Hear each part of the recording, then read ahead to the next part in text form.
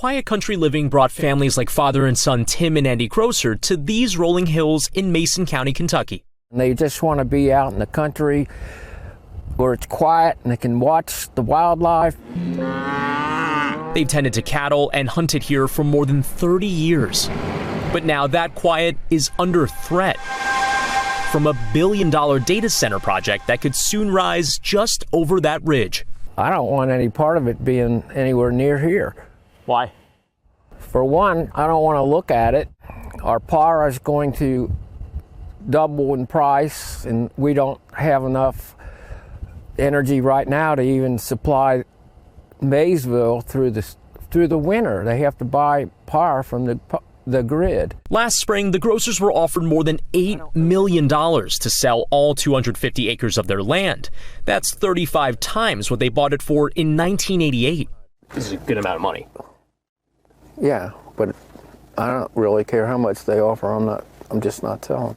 When they asked for details about the project, they were given an NDA instead. The mystery guy slides a paper forward and says, sign this non-disclosure agreement and we'll start answering questions. And we said, well, that's a non-starter. County officials telling NBC News they signed non-disclosure agreements with the same company last spring, hoping to secure hundreds of millions of dollars in investment from one of the top 5 tech companies in the U.S. building out its AI infrastructure.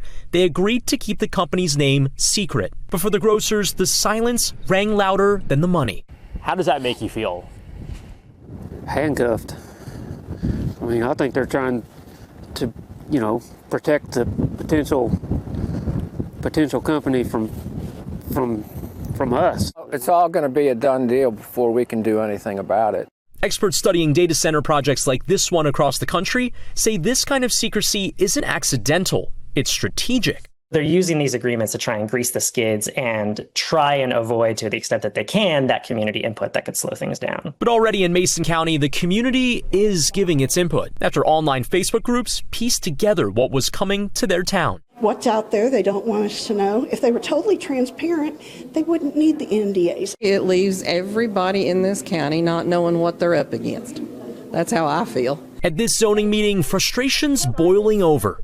NDA, no discernible accountability. Construction chaos and hazards, air, water, noise pollution, water quality, pressure issues, possible electric grid issues as well. This is something that has got to be more open. And the residents of Mason County are not alone.